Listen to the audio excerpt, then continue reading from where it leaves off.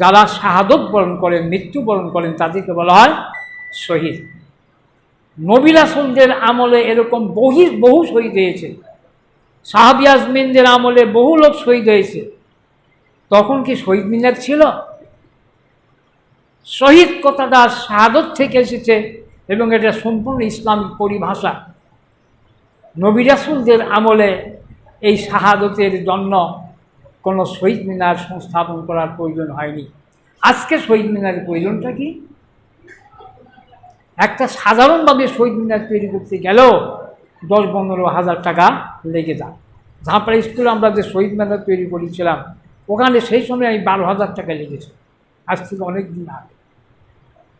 এরকম দেশের মধ্যে হাজার হাজার শহীদ মিনার আছে, হাজার হাজার মূর্তি আছে। এগুলোকে সংরক্ষণ করতে গিয়ে কত কোটি কোটি টাকা ব্যয় হয়েছে, অথচ আমাদের দেশের সাধারণ মানুষ দুমুঠো অন্ন তুলে আরাম মতো খাইতে পারে না, পরনের কাপড় জোগাড় করতে পারে না। অনেক দুঃখ দন্যের মধ্যে যে তাদের জীবনধারা প্রবাহিত হচ্ছে। আর সেই দেশে এক ব্যক্তির রাজত্ব, এক নেতান্ত কামের জন্য 450 কোটি টাকা ব্যয় করে বিভিন্ন জায়গায় মূর্তি সংস্থাপন করা হয়েছে। এই মূর্তি কি থাকা উচিত? এই মূর্তি থাকা উচিত নয়। এই মূর্তি বিশ্ব মানবতার কোনো কল্যাণই করতে পারবে না। ঠিক তেমনিভাবে শহীদ মিনারের কোনো প্রয়োজন নাই। কেন এই শহীদ মিনার আসলো? ইসলাম শহীদ মিনারের জন্য কি আমাদেরকে তাগিদ দিয়েছে? কোরআন হাদিসে শহীদ মিনার করার কথা কোথাও আছে? নাই। সাহাবী আজমিনদের আমলে বহু সাহাবী শহীদ হলো, নবী রাসূলদের আমলে শহীদ হলো, তখন থেকেই শহীদ হচ্ছে, অথচ সে সময় শহীদ মিনার করার প্রয়োজন হলো না, আজকে প্রয়োজন হয় কিছু। এটা হলো ভারতের ষড়যন্ত্র, এটাও ভারতের ষড়যন্ত্র। কোনো দেশকে, কোনো জাতিকে দখল করতে চাইলে সেখানে প্রথমে সাংস্কৃতিক প্রভাব বিস্তার করতে হয়। পূজা করা, শহীদ মিনার তৈরি করা, ফুল দল দেওয়া, এগুলো হিন্দু সংস্কৃতি। ওরা চাচ্ছে যে মুসলমানদেরকে যদি আমাদের নিয়ন্ত্রণে রাখতে চাই, আমাদের কবজায় রাখতে চাই, তাহলে আমাদের সংস্কৃতি ওদের মধ্যে চালু করে দিতে হবে। তারই ষড়যন্ত্র স্বরূপ ভাষা আন্দোলনে শহীদ হওয়ার পরেই ওরা বললো, আরে বাপরে, এতগুলো লোক ভাষার জন্য শহীদ হলো, আর আমরা নীরব থাকবো? মিনার বানাও, তাদের জন্য স্মৃতিসৌধ তৈরি করো। তখন এই স্মৃতিসৌধ তৈরি করে ফুল জল দিয়ে সেখানে পূজা পার্বণের একটা সিস্টেম, পূজার একটা সংস্কৃতি চালু করা হলো। প্রিয় ভাইয়েরা আমার, এই কথাগুলো আমাদেরকে বুঝতে হবে।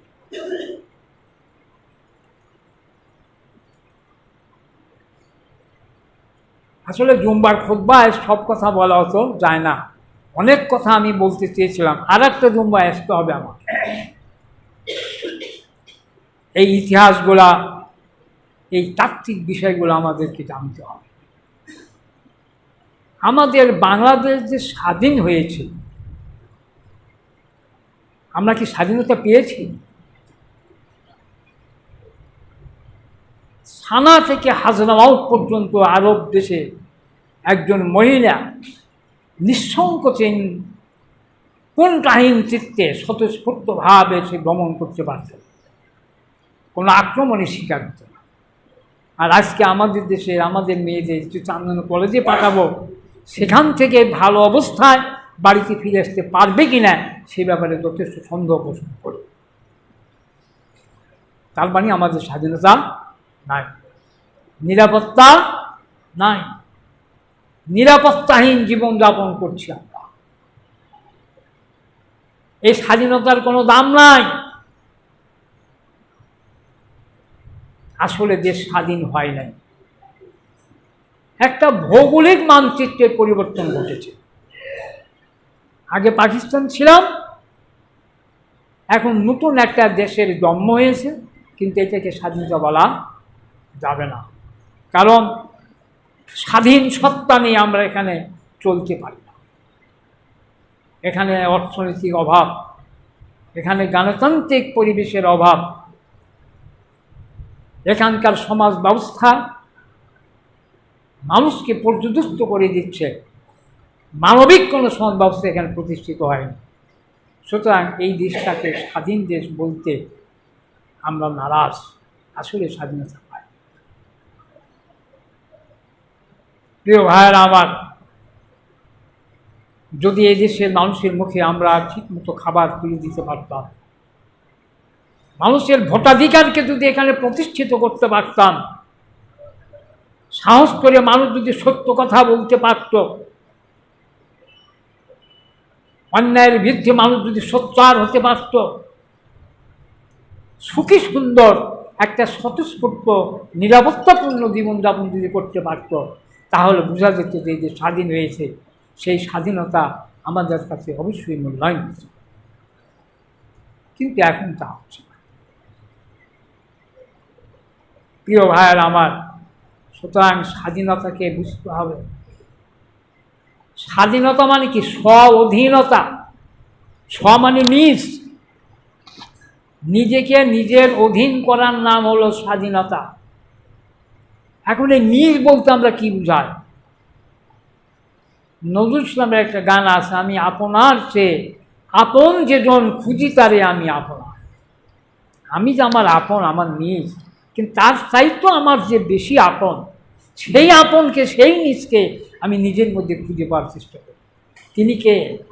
আল্লাহ। এখানে আপন বলতে কাকে বলা হয়েছে? আল্লাহ। মানুষ যতদিন পর্যন্ত আল্লাহর অধীনতা স্বীকার না করবে, ততদিন পর্যন্ত মানুষ স্বাধীন নয়।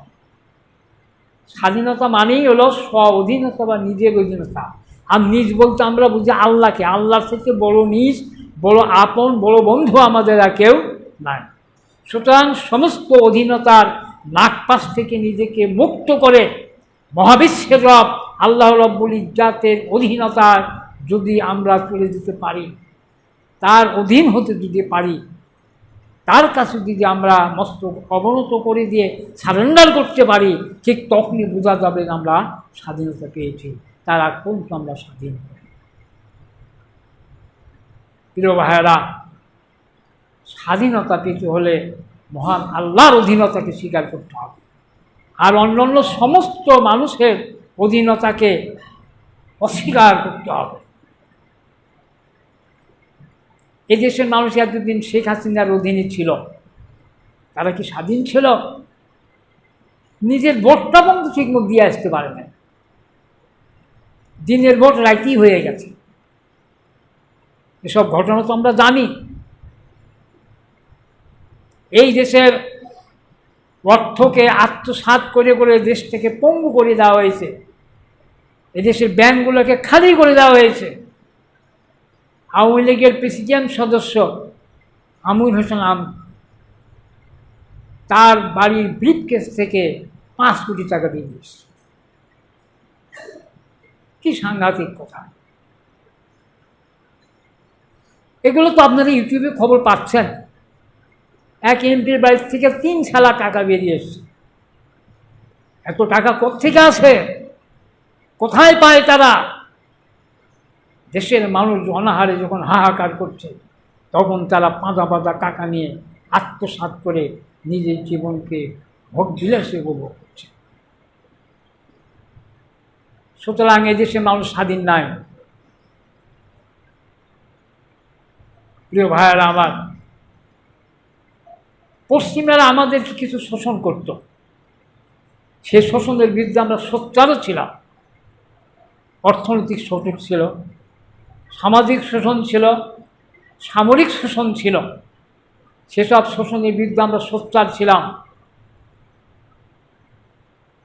কিন্তু এর মধ্যে দিয়া আমরা কোনো ফায়দা লাভ করতে পারি নাই। কেন পারিনি জানেন? পারি নাই এই জন্য যে মুরগি গেরস্তের খোপের মধ্যে বন্দি আছে। মুরগি কোথায় বন্দি থাকে? গৃহস্থের খোপের মধ্যে।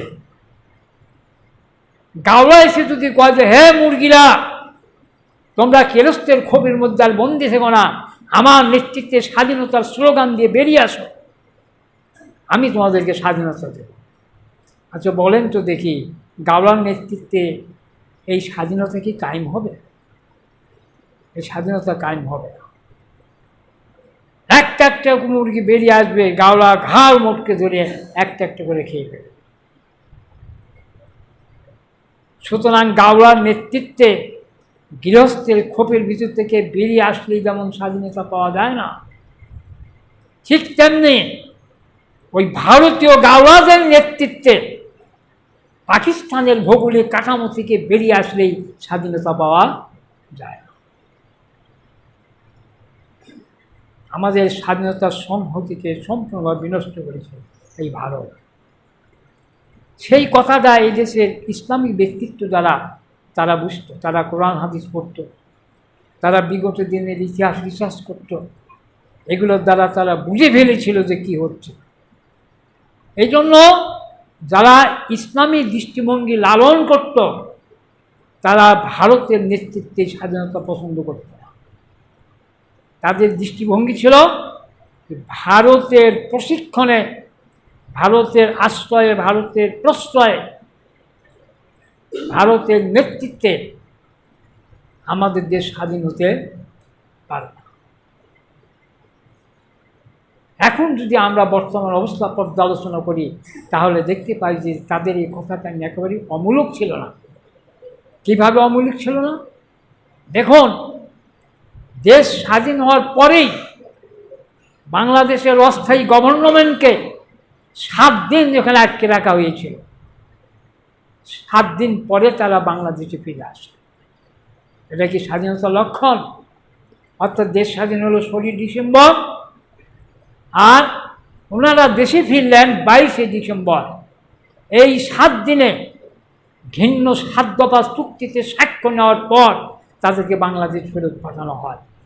এই চুক্তিতে স্বাক্ষর করতে গিয়া অস্থায়ী প্রেসিডেন্ট সৈয়দ নজরুল ইসলাম একবার সেন্সলেস হয়ে গিয়েছিলেন, হুঁশ হারিয়ে ফেলেছিলেন। এসব ইতিহাস কি আপনারা জানেন? জানেন। এটা কার নেতৃত্ব হয়েছে? ভারতের নেতৃত্ব। সেই 7 দফা কি আরেকদিন আপনাদেরকে বলবো। ঘিন্ন 7 দফা, সেই চুক্তিটা কি, কেন এতে সিগনেচার করতে গিয়ে সৈয়দ নজরুল ইসলাম সেন্সলেস হয়ে গেলেন, বেহুশ হয়ে গেলেন কেন? কি রহস্য ছিলেন? এক কথায় আমরা বলতে পারি সেই চুক্তিতে ছিল ভারত কর্তৃক বাংলাদেশ শোষিত হওয়ার। এই দেশে ভারতের শাসন প্রতিষ্ঠিত করার জন্য যে চুক্তি করা দরকার সেই চুক্তি ছিল। একদিন আমি আপনাদেরকে সেই চুক্তিগুলা 7টা চুক্তি ব্যাখ্যা করে শোনাব। সুতরাং এই দেশ কি স্বাধীন হয়েছে? বাংলাদেশের অস্থায়ী গভর্নমেন্ট তারা 16 ডিসেম্বরের পরে এই দেশে আসতে পারলেন না। 7 দিন পরে তাদের কাজ হলো, আর 7 দিন তাদেরকে ওখানে ধরে রেখে ঘিন্ন 7 দফা চুক্তিকে তারা স্বাক্ষর করে দিল। এটা কি স্বাধীনতার স্বাক্ষর বহন করে? এরপরে দেখেন বেলুড়বাড়ি ইউনিয়ন তারা দখল করলো, তালপট্টি দ্বীপ দখল করলো, তিস্তা গঙ্গা ব্রহ্মপুত্রের উপরে বাঁধ দিল,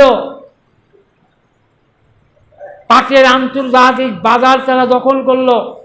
বাংলাদেশের বাজেট বাংলাদেশে প্রকাশিত হওয়ার পূর্বেই আকাশবাণী দিল্লিতে সেটা প্রকাশ হয়ে গেল। বঙ্গসেনা প্রেরণ করলো, ফেসবুক করলো। এমনিভাবে নানান কর্মকাণ্ডের মাধ্যমে আমাদের স্বাধীনতাকে অস্থিতিশীল করে গেল, স্বাধীনতাকে বিনষ্ট করে এটাকে ভারতের অধীনতার নাগপাশে আবদ্ধ করার জন্য পায়চারা করতে থাকলো। আমরা কি স্বাধীনতা পেয়েছি? এর নাম স্বাধীনতা নয়। প্রকৃত স্বাধীনতা পেতে হলে আবার ভারতের বিরুদ্ধে সাহস করে সত্য কথা বলতে হবে। পশ্চিমা শক্তির বিরুদ্ধে যেমন আমরা সাহস করে সত্য কথা বলেছিলাম, আবার নতুন করে প্রকৃত স্বাধীনতা পেতে হলে ভারতের বিরুদ্ধে, প্রতিক্রিয়াশীল হিন্দুস্তানের বিরুদ্ধে সাহস করে সত্য কথা বলতে হবে। সেটার জন্য রসুল বলেছেন, ওয়াদানা রাসূলুল্লাহ সাল্লাম গাদওয়াতিল হিন্দ। রাসূল বলেছেন, প্রয়োজন হলে আমি আমার জান এবং মালকে অক্ষ করে দেব,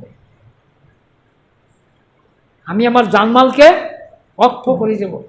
ওয়াদানা রাসূলুল্লাহ সাল্লাম গাদওয়াতিল হিন্দ, ফাইন আদ্রাক্তুহা উফিকু ফিহা নাফসি ওয়া মাল, এটাকে আমি আমার জানমাল অক্ষ করে দেবো, উৎসর্গ করে দেব, তারপরে এই যুদ্ধ আমি শুরু করব। সুতরাং সামনে খুব ভয়াবহ দিন। এইটুকু আমরা পেয়েছি, এইটুকুতেই খুশি হলে চলবে না। এসবের বিরুদ্ধে কঠিন জঘন্য ষড়যন্ত্র চলছে। এই ষড়যন্ত্রের মোকাবেলা করার জন্য আবার আমাদেরকে সোচ্চার হতে হবে, সাবধান হতে হবে। প্রিয় ভাইয়েরা আমার, আসুন আমরা অন্যায়ের বিরুদ্ধে সোচ্চার হতে শিখি। রসুল যেমন জানমাল পিকিয়ে যাওয়ার জন্য ওয়াদা করেছেন, আমরাও সিদ্ধান্ত গ্রহণ করি যে আমাদের জানমাল আমরা এর ভারতের বিরুদ্ধে বিকিয়ে দেব। আমাদের মাতৃভূমির প্রকৃত স্বাধীনতা, স্বস্তি এবং নিরাপত্তার জন্য ভারতের বিরুদ্ধে জানমাল বিকিয়ে দিয়ে আমরা সোচ্চার হব। এই ওয়াদা আমাদের কাছ থেকে করতে হবে। প্রিয় ভাইয়েরা, পরিস্থিতি এখন এমন একটা পর্যায়ে এসে পৌঁছেছে, এই দেশে ইসলাম থাকবে না অন ইসলাম থাকবে। এই দেশ কি ভারতের সেবা দাসত্ব করবে, নাকি এই দেশ স্বাধীন সার্বভৌম রাষ্ট্র হিসাবে বিশ্বের বুকে মাথা উঁচু করে দাঁড়াবে? এই দেশের শোষণ শাসন কি বন্ধ হবে, নাকি শোষণের স্টিম রোলারই চলতে থাকবে? এসব ব্যাপারে সিদ্ধান্ত নিতে হবে। মুক্তিযুদ্ধের প্রকৃত ইতিহাস কি প্রতিষ্ঠিত হবে, এবং মুক্তিযুদ্ধের প্রকৃত দাবি অনুযায়ী আমরা কি কাজ করতে পারবো? দেশের মানুষকে সত্যিকার অর্থে আমরা কি মুক্তি দেব, নাকি মুক্তিযুদ্ধের নাম ভাঙিয়ে কিছু সংখ্যক মানুষ তাদের দলগত গোষ্ঠীগত খেলায় বলবৎ রাখবে? সে ব্যাপারে আমাদেরকে সিদ্ধান্ত নিতে হবে। এ ব্যাপারে আজকে ফাইসলা আসা দরকার। প্রিয় বন্ধুগণ, আপনাদেরকে আমি সেই আহ্বান করছি, সবাই সাবধান হন। আর এই সাবধানতা অবলম্বনের জন্য সবাইকে রেগুলার নামাজ যেতে হবে। যারা নামাজ পড়ে না, মহাবিশ্বের রবের কাছে আনুগত্যের মস্তক অবনত করে না, তাদের পক্ষে স্বাধীনতা সংরক্ষণ করা সম্ভব নয়। আপনি যদি প্রকৃত স্বাধীনতা পেতে চান, পৃথিবীর সমস্ত অধীনতার নাকপাশ থেকে নিজেকে মুক্ত করে মহাবিশ্বের রব আল্লাহ রব্বুল ইজ্জাতের অধীনতা স্বীকার করে নিতে হবে। আসুন আমরা আমাদের দেশমাতৃকার প্রকৃত স্বাধীনতা অর্জনের জন্য সবাই সজাগ হই, সচেতন হই। আল্লাহ আমাদের সবাইকে তৌফিক দান করুন, বলুন আল্লাহুম্মা। ওয়া আখিরি দাওয়ানা আনিল হামদুলিল্লাহি রাব্বিল